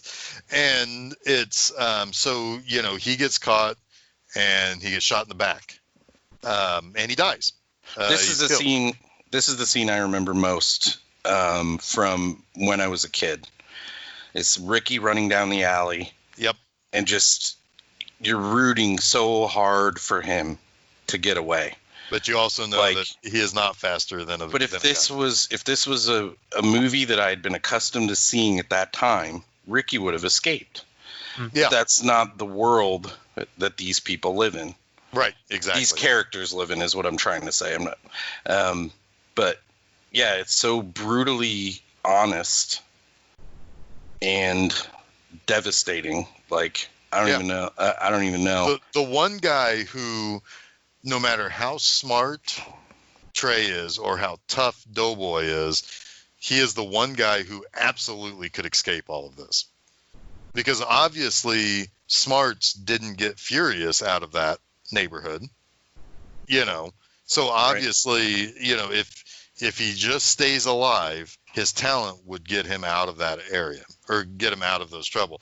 But his ticket wasn't golden. He didn't have the golden ticket. Like exactly. My take on Furious though is that he probably could get out, but he doesn't want to. He wants he wants to help the neighborhood.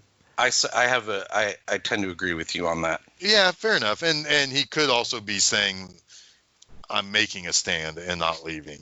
Exactly. This is his fair home. Enough. Yeah, fair enough. That actually, that makes sense because he's defending his home at the beginning. Yeah. Yeah. Okay. Yep. Fair enough. Yeah, that's a good point. He would, if it was up to him, he'd be the last person to be gentrified out of that area. Yeah, he's living his speech that he gave. Right. Yeah. He's living it.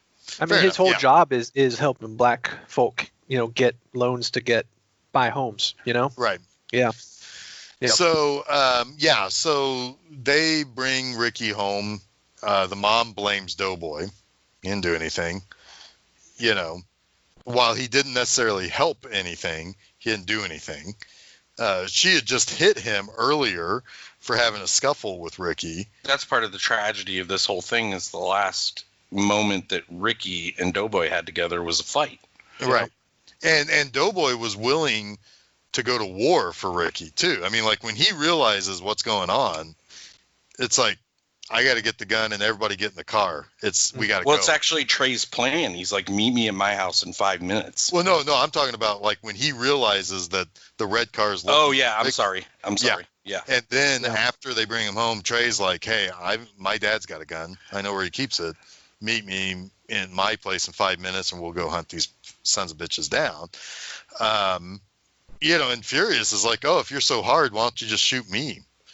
And tries to block him from leaving to go with Doughboy to find these guys. And you really see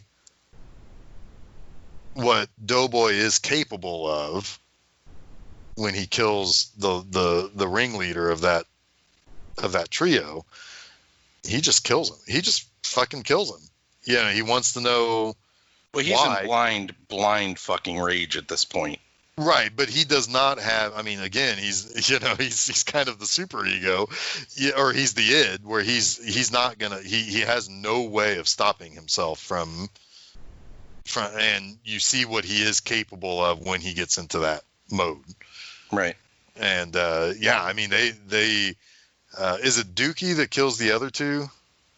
Is Dookie the one that has the AK?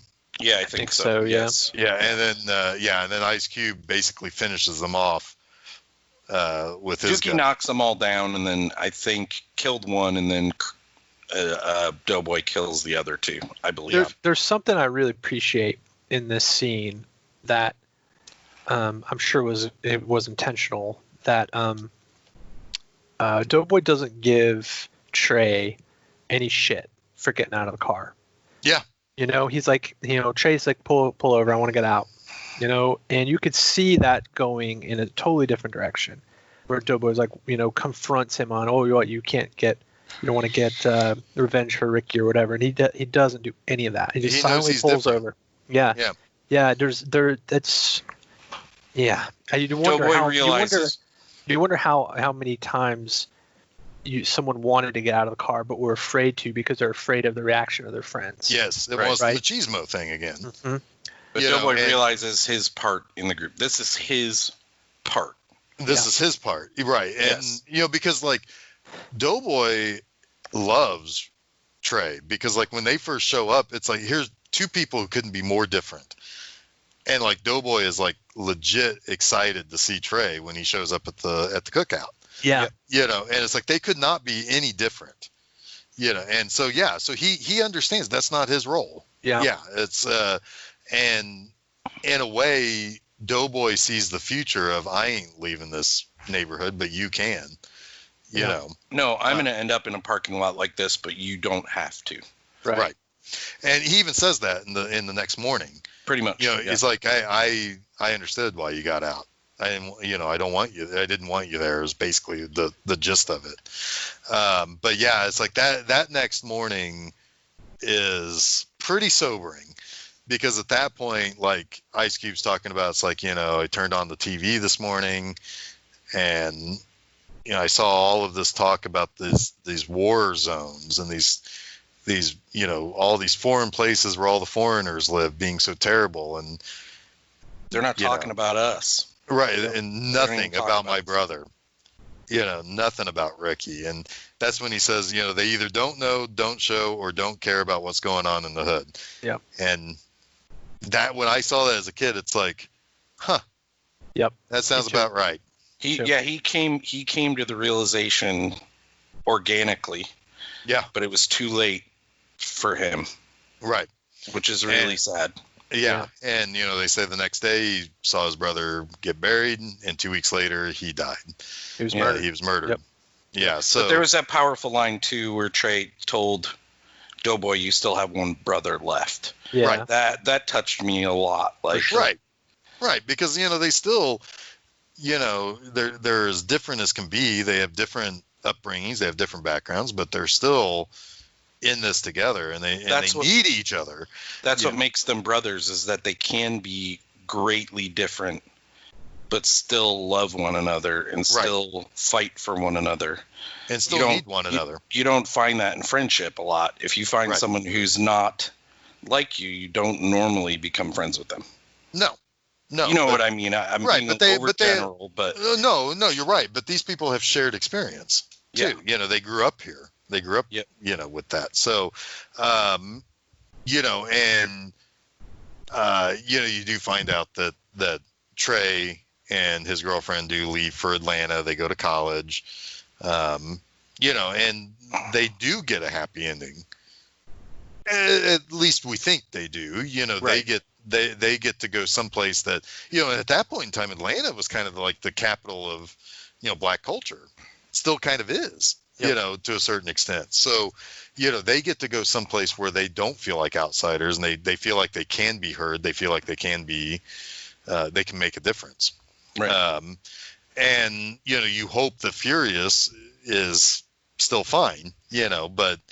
I wondered about that, why we didn't get any kind of update on his parents at the end. I guess it didn't really matter, but I don't know what happened to them. Yeah. I mean, we assumed that Furious ultimately becomes the old man in that scene with more wisdom than the old man. Well, like Trey had alluded to earlier, you'll be talking to your grandkids and telling stories like blah or whatever he says. Right. And Fierce is like, oh, I'm too young for grandkids or whatever. Right. But you imagine that's where he ends up, being that guy. Yep. Oh, we didn't talk about the great cafe scene between him and Angela Bassett. Oh yeah. Where she just dresses him down completely. It's like, I give you credit, but it's not like you should get any awards for being a good father. For doing what you're supposed to do. What you're supposed to do. It's like, oh, it's so good. It's like fucking real talk, man. Yeah, and that's a whole nother thing also that's underplayed so much in this. You always heard about, growing up, you always hear, and Jason, you said this too when you were talking about your experience, but I mean, there are a ton of black kids who have no father for various reasons. Maybe they're in jail. Maybe they ran off. Maybe they, disregard being a father. Maybe they got shot. But it's, I mean, there are songs written about not having a father figure, or that being, that increasing that need to prove that you're hard or whatever. And so, I mean, that's something that, Lawrence Fishburne's like, yeah, I could have been like my buddy who, wanted to go around and steal things and fuck up shit and whatever. But it's like, I had to be a dad. I wanted to be a dad. And, and he's still a single father. I mean, like, they're still separated, but, he had a relationship with his son. It was an every weekend thing that became an everyday thing. Yep. And, by him stepping up to be a dad allowed his mother to become, she was a lawyer? Is that what she was? I'm not sure. She was getting her master's degree. I know that. Yeah. She I don't know if had they a were pretty nice specific. apartment during that She call. did. Oh yeah, she had really like nice LA apartment. yeah, she had that like early 90s swag going on there. Yeah, for Oh sure. yeah, with like your walls are windows. Yeah. You know, Yes. that sort of apartment. That black leather couch. Yeah. Yep. A funny note here before, because I know this episode will probably end with some seriousness. When she calls Trey and he's talking to his girlfriend about getting some skin, and this is your mother. This is your mother, and she's like, in what kind of way is answering a phone who dis? Right? Who dis? And then he hands the phone to Furious, and he's like, who dis? I was like, I have a note real big, like father, like son. It just like, that was one of those moments of that kind of brought me some humor. Oh yeah. During the film, it took the tone to a nice place for a minute. There is a lot of those nice place moments and a lot of humor with Cuba Gooding Jr. and Lawrence Fishburne. Yeah. Like you legitimately believe that Lawrence Fishburne is Cuba Gooding Jr.'s dad.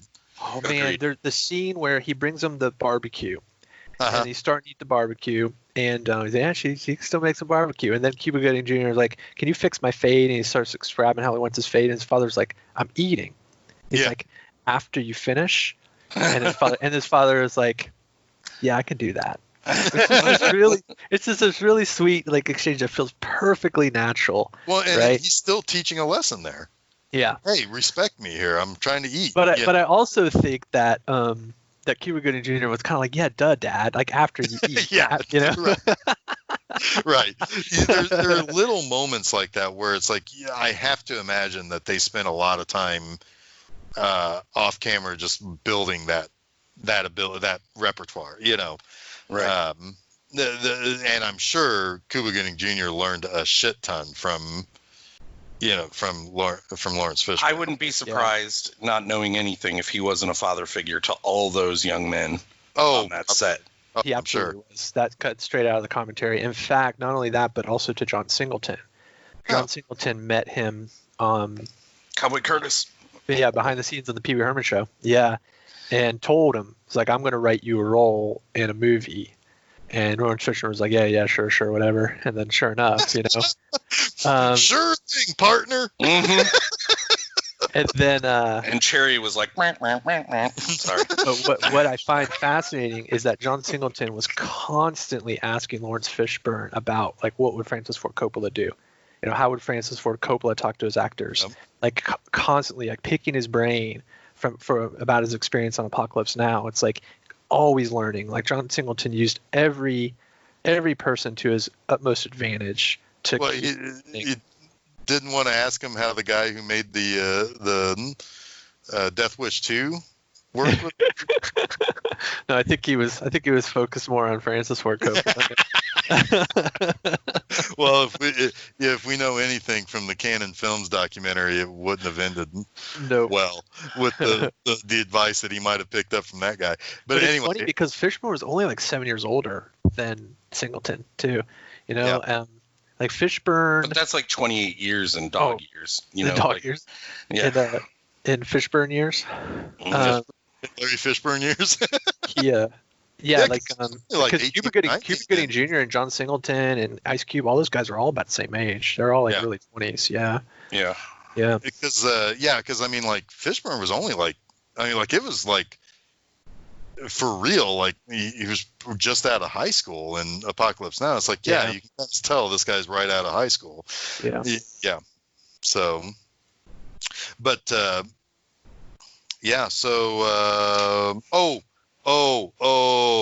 at one point, Ice Cube called Morris Chestnut Tecmo Bowl playing motherfucker. Yeah. Cracked me up. There's no fucking way I can finish this episode without saying that. And what about when Chris or whatever offers Trey a binky? What the fuck was that?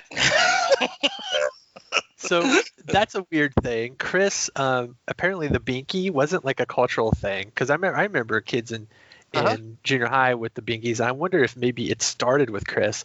All Chris was doing was trying to appease his oral fixation because he was trying to quit smoking, like in real life. That's Isn't that hilarious. funny? And so they just wrote it into the script. That's amazing. One other thing, one of the They're guys, like, that looks interesting. Let's keep that. Yeah. one of the guys in the locker room after we see Ricky like going through his regular practice, and he's like in the locker room and everything. A guy a couple of lockers over had cutouts from the cover of the Sports Illustrated that had Doug Williams on it, and it said "Wow" when the Skins beat the Broncos, and also had a cutout of Ricky Sanders. I was like, "Hail to the Redskins! Fuck yeah!" That guy gets it. Oh, I love this. So the black cop, right, that we talked about earlier, Singleton met him when Singleton was an extra on Sam Raimi's Darkman. Oh wow! Because that guy is in Darkman, and the reason why Singleton was an extra in Darkman was just so that he could get food. He was a starving college kid, and he was like, I know if I can get on as an extra that I'll get access to the craft services. Nice. Yeah, and get like paid as an extra. So he got a little bit of money and also got fed. That's awesome. Do you think at any point in time he might have considered Brock Peters for that cup? Oh man, poor Brock Peters. Poor Brock Peters. Call back. Call back to Star Trek 6. Call back as a motherfucker. Oh, all right, man. so he wasn't sweating enough in that scene. He wasn't. Yeah, no. Man, he really wasn't. nobody sweats like Brock Peters. And nobody. Yeah, because I can't imagine that place where they were doing those Accords were not well, air conditioned, but whatever. All right. All right. So, rounding things out, and yes. I don't know. Do you guys have anything left to say about anything? Like anything? I have a short thing as a.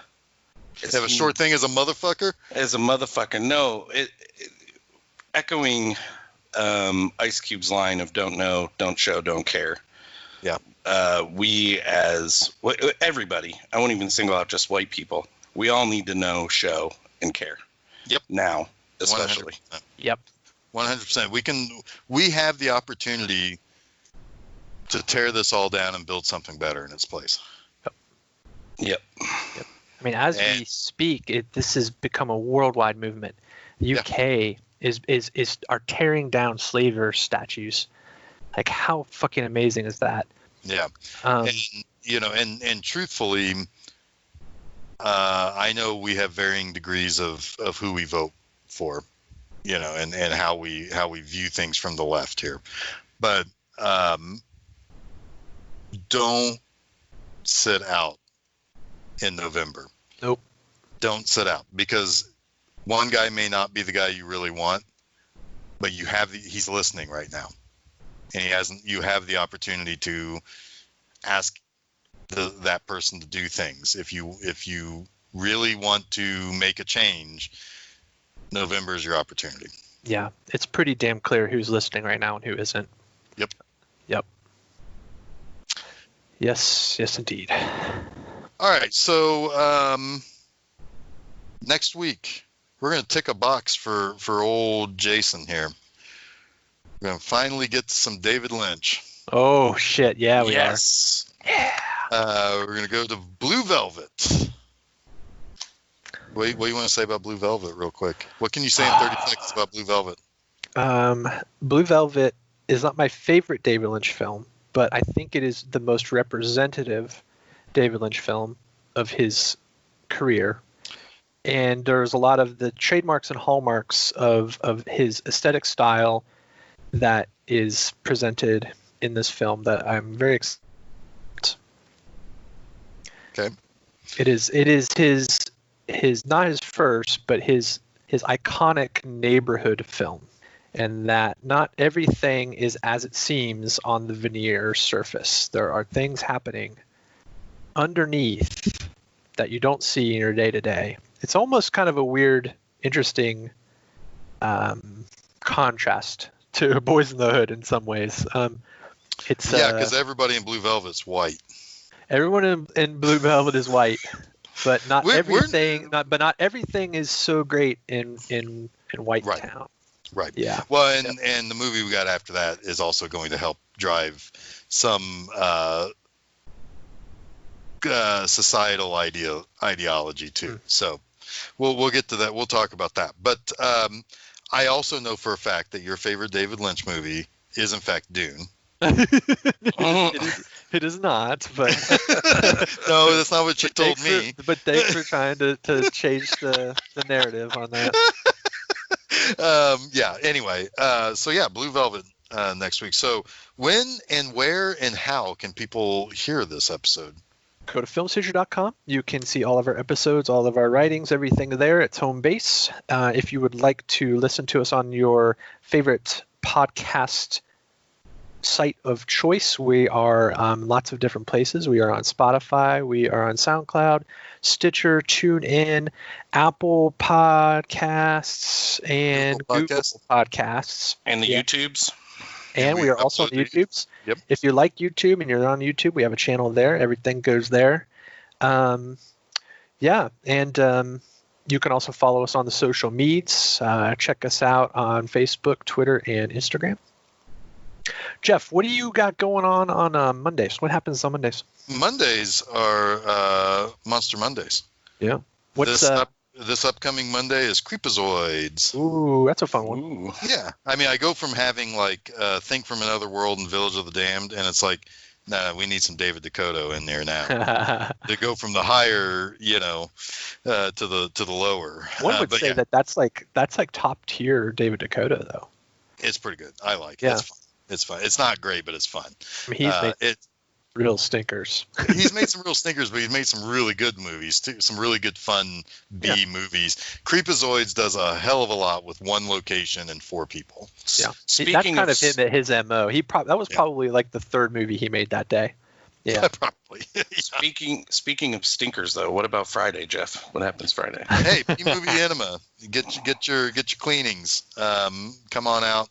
B-Movie Enema on Fridays. This upcoming Friday. What do I got this upcoming Friday? Let's talk about that real quick. Mutant War, the sequel to Battle for the Lost Planet. Wow. Yeah, it's good. I love those 2 movies. Those are a lot of fun. So yeah, bmovieenema.com. Perfect thing for you to do while taking your morning dump on Friday mornings. Saturdays, I also have 00 Saturdays right here on Film Seizure, where I write some essays about Bond movies and stuff. Yeah. So so do all of those things. Do all of them. Do them. Cool. Until next week, when we get into some. Is there some torch singing going on in Blue Velvet? Is that what that is? Is that what Isabella Rossellini's doing? She a torch singer? What is a torch singer? Torch singer? Torch. Like at a lounge? Yes, I've never heard it. I've never heard that term, torch singer. Me neither. I think Jeff just made it up. But yes, she is a lounge singer. Yes. Okay. All right. So until then, until we do that with crazy ass Dennis Hopper, I am Jeff Arbuckle. I'm Chuck Moore. I'm Jason Oliver. Black Lives Matter. You have been listening to Film Seizure.